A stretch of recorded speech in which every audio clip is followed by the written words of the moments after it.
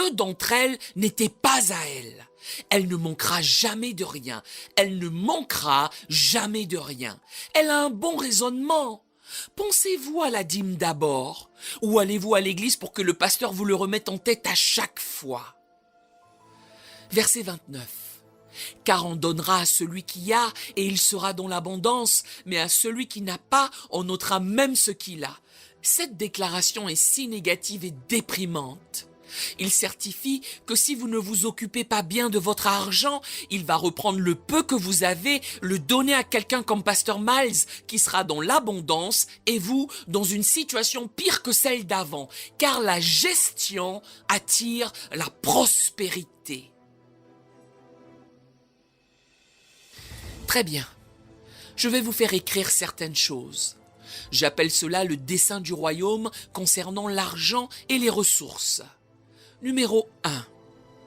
Les ressources et l'argent sont une responsabilité. Il nous les assigne pour voir si nous sommes dignes de confiance. Numéro 2. Les ressources et l'argent sont un don. Ils ne sont pas à vous, ils vous sont remis. Vous êtes convaincu que vous travaillez pour l'argent, mais vous ne travaillez pas pour l'argent, vous travaillez pour un but. L'argent est un don. Le maître leur a donné le talent. Numéro 3. La quantité de ressources que vous recevez est déterminée par votre capacité. Il ne faut jamais prier au-delà de votre capacité à gérer. Vous n'obtiendrez jamais de réponse à cette prière. Que votre capacité détermine la taille de votre prière. Plus vous devenez bon dans la gestion des ressources, plus vous êtes apte à requérir de grandes choses à Dieu. Cette session particulière a été mise en place pour que vous sortiez du trou. Il vous faut apprendre à budgétiser, à investir, à gérer. Si vous apprenez ces compétences, vous attirerez plus. Numéro 4. Les ressources requièrent votre créativité. C'est crucial. C'est la clé contre la paresse. Supposez que j'ai quelque chose, c'est mon don, mon argent, mon talent, peu importe ce que c'est. Je le dispense à mon serviteur ou mon fils. Je lui explique que je serai de retour dans 2 ans, que j'aimerais qu'il améliore cela, et je m'en vais. C'est tout ce que je lui ai dit. Je suis parti sachant qu'il a la capacité, l'inventivité, le rêve, l'aptitude de faire ce que j'ai prescrit, d'où mon départ. Dans le royaume de Dieu, la pauvreté est un manque d'imagination, de créativité. Dieu a fourni un arbre à Adam, pas une table. Il lui a dit, veux-tu t'asseoir? Trouve un moyen d'avoir une chaise de cet arbre. Je ne le ferai pas pour toi. Dieu n'a pas fabriqué de table, il n'a pas fabriqué de voiture. C'est ce qui explique pourquoi Monsieur Ford est multimilliardaire et vous désargenté. Monsieur Ford a été à la montagne, a fait extraire le minerai de fer et a fabriqué une automobile. Aucun véhicule n'est sorti d'une montagne prêt à être conduit. Quelqu'un a dû concevoir cela. Une dame est venue à notre conférence au mois de novembre. Certains ici l'ont vue. Elle m'a fait don d'un chèque de 10 000 $ en précisant « C'est le fruit de la graine que vous avez plantée, docteur Monroe ». J'ai lu votre livre sur le potentiel et cela a complètement transformé ma façon de penser.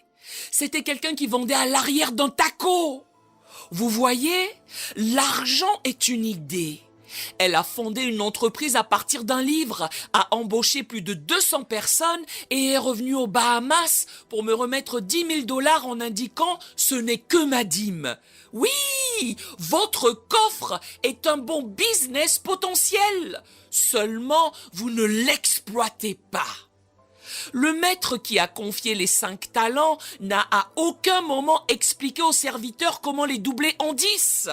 Il n'a à aucun moment dévoilé à celui qui en avait 2 comment les multiplier en 4. Ces 2 serviteurs ont de ce fait été innovants, créatifs. La paresse est définie comme un manque de créativité. La méchanceté est définie comme le fait de ne pas se servir de son cerveau. Ma mère avait l'habitude de sériner quelque chose. Les mamans parfois émettent des choses qui restent en vous. Cela me hante encore. Elle me rabâchait « Sors de ton lit immédiatement. Si tu restes couché, l'herbe poussera dans ton ventre. » Cela me faisait rire. N'empêche qu'elle avait raison. Elle me verbalisait quelque chose de profond. Si tu ne te développes pas, au lieu de te changer en jardin, tu te transformeras en brousse. Contrôle la croissance de ta vie. Ne tolère pas que les choses arrivent comme ça au hasard. Lève-toi et utilise ton cerveau. Les ressources exigent votre propre créativité. Propre communique qu'il ne leur a rien indiqué. Il est parti.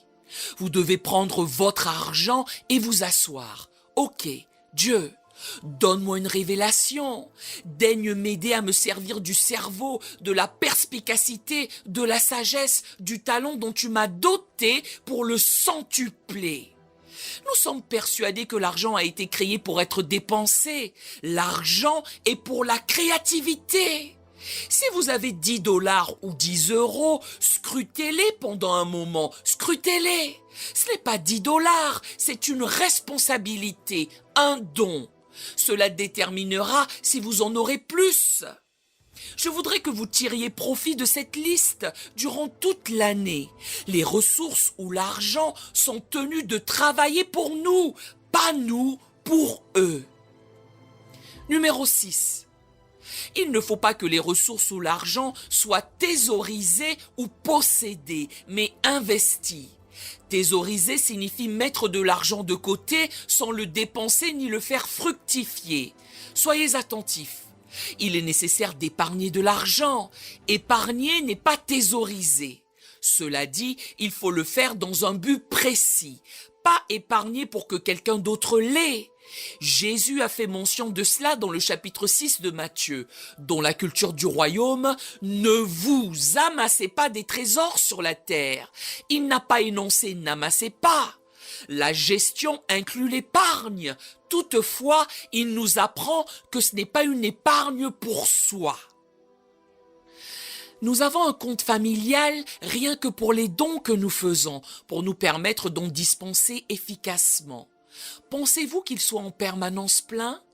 Dieu s'assure qu'il l'est continuellement, puisque son dessein attire le royaume.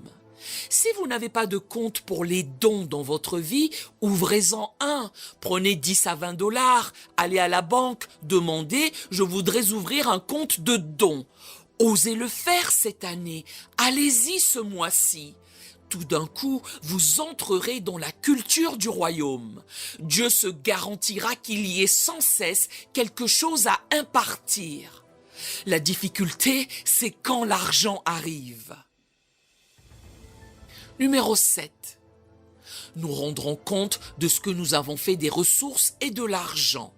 Je vous le certifie, Dieu nécessitera des explications sur les choses que certains d'entre vous ont fait avec l'argent.